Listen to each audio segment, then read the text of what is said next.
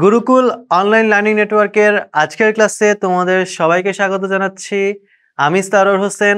আজকে আমরা introduction to science of biology চ্যাপ্টারের ব্রাঞ্চেস অফ বায়োলজি টপিকের 4th ক্লাস নিয়ে আলোচনা করব। আজকে আমরা ইম্পর্টেন্স অফ বায়োলজি নার্সিং এই টপিকটা নিয়ে আলোচনা করব। General biology, human anatomy, human physiology, microbiology, theories contributing to modern biology, এই সবগুলো টপিক নিয়ে আমরা ইন্ট্রোডাক্টরি আলোচনা আজকের ক্লাসে করে ফেলবো। আচ্ছা, importance of biology in nursing. Nursing is an area of study that requires students to have theoretical knowledge about the body, critical thinking skills in order to solve complex problems, and practical clinical expertise. So, nursing is an area of study that requires students to have theoretical knowledge. Theoretical knowledge লাগবে স্টুডেন্টদের about the body, আমাদের body সম্পর্কে, critical thinking skills in order to solve complex problems, and practical clinical expertise বা expertise. ওকে, তাহলে nursing হচ্ছে এমন একটা স্টাডির এমন একটা এরিয়া যেখানে স্টুডেন্টের থিওরিটিক্যাল নলেজও লাগবে, বডি সম্পর্কে তাদের থিওরিটিক্যাল নলেজও লাগবে এবং তাদের ক্রিটিক্যাল থিঙ্কিংয়ের স্কিলও দরকার পড়বে। এবং এই স্কিলটা তাদের কেন লাগবে? কারণ হচ্ছে তাদের সামনে বিভিন্ন কমপ্লেক্স প্রবলেমস আসতে পারে, যে প্রবলেমগুলো তাদেরকে ওই ক্রিটিক্যাল থিঙ্কিংয়ের স্কিল দিয়ে তাদেরকে সলভ করতে হবে। আবার তাদের কিন্তু প্র্যাকটিক্যাল ক্লিনিক্যাল এক্সপার্টিসও হইতে হবে। তাহলে প্র্যাকটিক্যাল ক্লিনিক্যাল সাইডেও তাদেরকে এক্সপার্ট হতে হবে। এই সব কিছু গুণ কিন্তু একজন নার্সের মধ্যে থাকতে হয়। সো নার্সিংয়ের মধ্যে এই ব্যাপারগুলো আমাদের শিখতে হবে। এবং এখানে ইম্পর্টেন্স, বায়োলজির ইম্পর্টেন্সটা কি?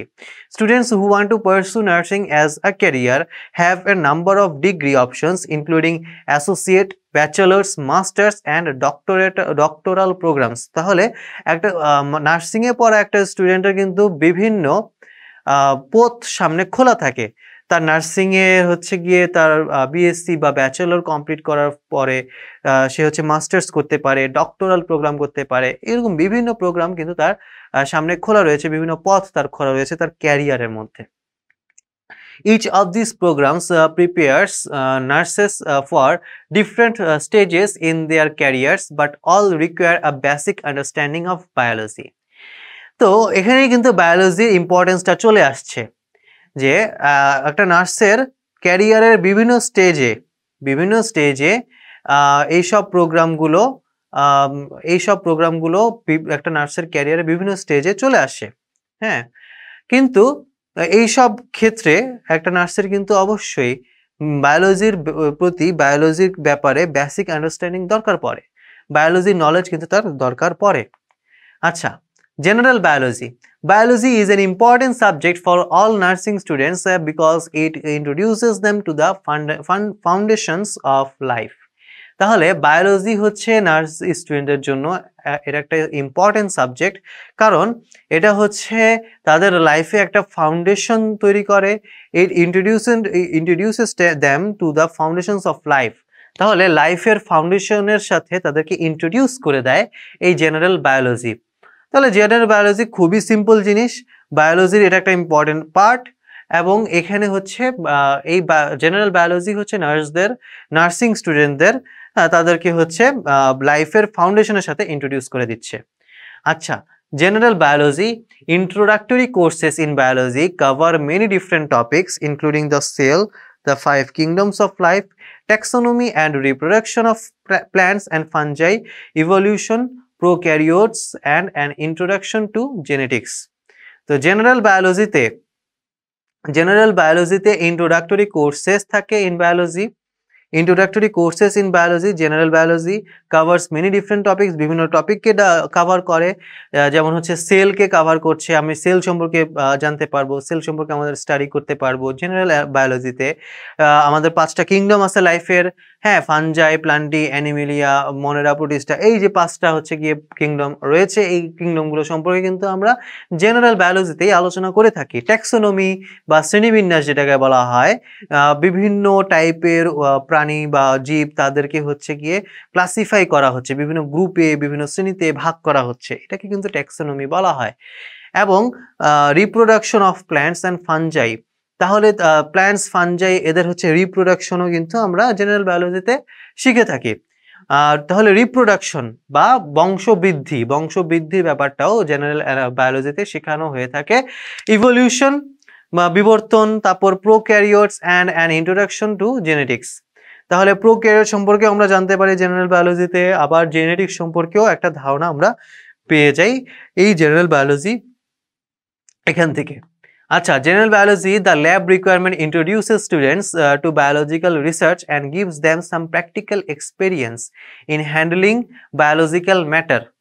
তাহলে ল্যাব রিকোয়ারমেন্ট, জেনারেল বায়োলজিতে ল্যাব রিকোয়ারমেন্ট হচ্ছে এরা হচ্ছে স্টুডেন্টকে বায়োলজিক্যাল রিসার্চ, স্টুডেন্টদেরকে হচ্ছে গিয়ে বায়োলজিক্যাল রিসার্চের সাথে ইন্ট্রোডিউস করায় দেয় ল্যাব রিকোয়ারমেন্টটা। আবার হচ্ছে বিভিন্ন প্র্যাকটিক্যাল এক্সপেরিয়েন্স দেয় তাদেরকে, হ্যাঁ, বিভিন্ন বায়োলজিক্যাল ম্যাটার হ্যান্ডেল করার জন্য যে প্র্যাকটিক্যাল এক্সপেরিয়েন্সটা দরকার সেটা কিন্তু আমরা জেনারেল বায়োলজির ল্যাব থেকে আমরা শিখে ফেলতে পারছি।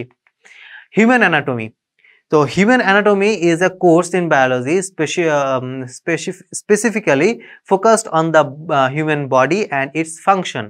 তাহলে হিউম্যান অ্যানাটমিতে আমরা আমাদের বডির ফাংশন সম্পর্কে জানি, আমাদের বডি স্ট্রাকচার সম্পর্কে জানতে পারি হিউম্যান অ্যানাটমিতে। তাহলে human anatomy is a course in biology, এটা কিন্তু বায়োলজিরই একটা অংশ যেখানে আমরা হিউম্যান বডি এবং এটার ফাংশন সম্পর্কে স্টাডি করছি। So human anatomy, it covers topics such as musculoskeletal, respiratory, cardiovascular, gastrointestinal and nervous systems, and introduces students to diseases, pathologies that can afflict the body. তো হিউম্যান অ্যানাটমি কোন টপিককে cover করে? Musculoskeletal মানে আমাদের muscle, আমাদের bones, এগুলো। Respiratory, আমাদের respiratory যে সিস্টেমটা আছে, musculoskeletal system, respiratory system. Cardiovascular system মানে হচ্ছে আমাদের হার্ট থেকে যে ব্লাড ভেসেলস বের হয় এবং রক্তগুলো ছড়ায় পড়ে পুরো বডিতে, এই যে ব্যাপারটা, এটাকে বলা হয় কার্ডিওভাস্কুলার সিস্টেম।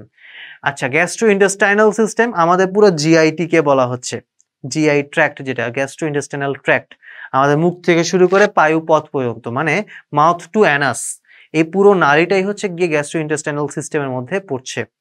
মানে এই নালীটাকে তো ট্র্যাক্ট বলা হয় এবং নালীর সাথে আশেপাশে যে গ্ল্যান্ডগুলো রয়েছে এই ট্র্যাক্টের সাথে রিলেটেড বা ট্র্যাক্টের সাথে ইনক্লুডেড, এই সব কিছুকে একসাথে বলা হয় গ্যাস্ট্রোইন্টেস্টাইনাল সিস্টেম। আবার নার্ভাস সিস্টেম যেটা দিয়ে হচ্ছে গিয়ে আমাদের শরীরের প্রতিটা কাজ আমরা করতে পারি, তাই না? সবার মধ্যে একটা কমিউনিকেশন রাখে, একটা তাদের মধ্যে একটা সমন্বয় তৈরি করে, হ্যাঁ, এটা হচ্ছে নার্ভাস সিস্টেমের কাজ। এক একটা অর্গানকে এক একটা কাজ করার জন্য হচ্ছে কমান্ড দেয়, কোন অর্গান কি কাজটা করবে সেটা কিন্তু নার্ভাস সিস্টেম বলে দেয়। and introduces students to disease pathologies that can afflict the body.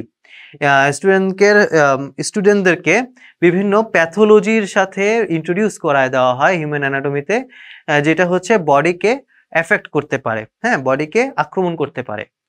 আচ্ছা, human physiology, this course focuses on the processes that make the human body run, covering topics such as cellular respiration and enzymes, glycolysis, endocrine system, digestion and metabolism, and heart and circulation.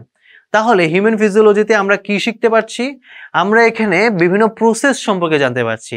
Human বডির মধ্যে বিভিন্ন ধরনের process চলতে থাকে, হ্যাঁ, কি কি process চলে, যেমন হচ্ছে গিয়ে রেসপিরেশন, এটা একটা প্রসেস, এটা কিভাবে হচ্ছে এটা কিন্তু আমরা মেকানিজমটা ফিজিওলজিতে শিখবো, হ্যাঁ।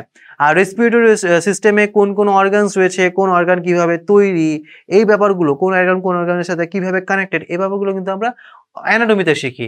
আর এখন এই সিস্টেমের পুরো সিস্টেমটার কাজটা কি, পুরো সিস্টেমের একটা মেকানিজমটা কি, পুরো সিস্টেমের কোন ফাংশনগুলো করছে, এই ব্যাপারগুলো আমরা ফিজিওলজিতে শিখি।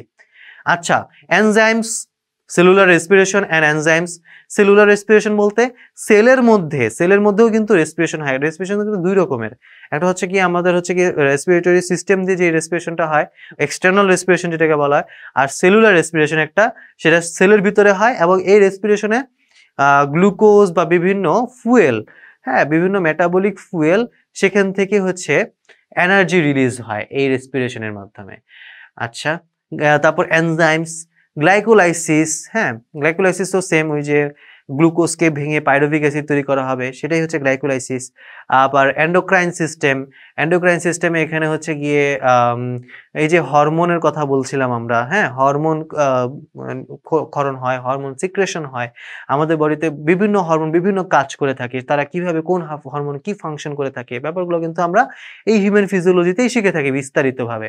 ডাইজেশন অ্যান্ড মেটাবলিজম, এই যে ডাইজেশন মেটাবলিজম কথা বলছি, আমরা যে খাবার খাবো সেটা হজম হবে, ডাইজেস্ট হবে, সেটা আমাদের বডিতে মেটাবোলাইজড হবে, হ্যাঁ, সেগুলো ভাঙবে, ভেঙে ভেঙে বিভিন্ন শক্তি তৈরি হবে, বা জোড়া লেগে লেগে বিভিন্ন আমাদের শরীরে বিভিন্ন গঠন তৈরি করবে, হ্যাঁ, বিভিন্ন সেল তৈরি করবে, অনেক কিছু তৈরি করতে পারবে, এই ব্যাপারগুলো। তারপর হার্ট সার্কুলেশন, হ্যাঁ, আমাদের হার্ট থেকে কিভাবে সার্কুলেশনটা হচ্ছে, এই ব্যাপারগুলো কিন্তু আমরা ফিজিওলজিতে শিখে থাকি। Microbiology, this class also has a laboratory component allowing students to get hands-on experience working with biological samples. তো বিভিন্ন বায়োলজিক্যাল স্যাম্পল নিয়ে আমরা হচ্ছে কি হ্যান্ডস অন এক্সপিরিয়েন্স আমরা কিন্তু গেইন করতে পারছি মাইক্রোবায়োলজিতে, ল্যাবের মধ্যে। এইখানে কিন্তু ল্যাবরেটরি কম্পোনেন্ট লাগে এবং এখানে আমরা বায়োলজিক্যাল স্যাম্পলগুলো এক্সপিরিয়েন্স করতে পারি, হ্যান্ডে নিয়ে অন হ্যান্ড আমরা এক্সপিরিয়েন্স করতে পারছি এখানে। আচ্ছা, microbiology covers topics such as the spread of infectious microorganisms and how to control and avoid transmitting these organisms. তাহলে মাইক্রোবায়োলজি বিভিন্ন ইনফেকশিয়াস মাইক্রো অর্গানিজমের স্প্রেড, ছড়ায় পড়া বিভিন্ন অণুজীব, হ্যাঁ, বিভিন্ন হচ্ছে ছোঁয়াচে বা বিভিন্ন হচ্ছে ইনফেকশন তৈরি করতে পারে এইসব অণুজীব যারা আছে, তাদের ছড়ায় পড়াকে কিভাবে তারা ছড়ায় পড়তে পারে এবং তাদেরকে কিভাবে কন্ট্রোল করতে হবে, তারা হচ্ছে গিয়ে আমাদের শরীরে যাতে ছড়ায় পড়তে না পারে, তাদেরকে অ্যাভয়েড আমরা কিভাবে করব, এই ব্যাপারগুলো আমরা মাইক্রোবায়োলজিতে শিখে থাকি। আচ্ছা, theories contributing to modern biology, আমাদের মডার্ন বায়োলজিতে আমরা কি কি থিওরি নিয়ে আলোচনা করি, এই ব্যাপারটা কিন্তু আমরা নেক্সট ক্লাসে একদম বিস্তারিত আলোচনা করবো। এখানে জাস্ট আমরা ইন্ট্রোডাক্টরি একটা আলোচনা এখানে করে রাখবো। Modern biology is based on several great ideas or theories. হ্যাঁ, আমাদের মডার্ন বায়োলজিতে অনেকগুলো থিওরি রয়েছে, যেমন সেল থিওরি, তারপর gene theory, homeostasis, the theory of evolution by natural selection, এগুলো সবই কিন্তু হচ্ছে থিওরি। হ্যাঁ, এই থিওরিগুলো মডার্ন বায়োলজিতে অনেক কন্ট্রিবিউশন রাখছে। এই থিওরিগুলো দিয়ে আমরা হচ্ছে আমাদের মডার্ন বায়োলজিতে আমাদের বডিতে বা বিভিন্ন লিভিং অর্গানিজমের মধ্যে অনেক ধরনের, তাদের মধ্যে বিভিন্ন ধরনের ফাংশনের, তাদের বিভিন্ন বিহেভিয়ারের ব্যাখ্যা কিন্তু আমরা এই থিওরিগুলো থেকে দিতে পারি।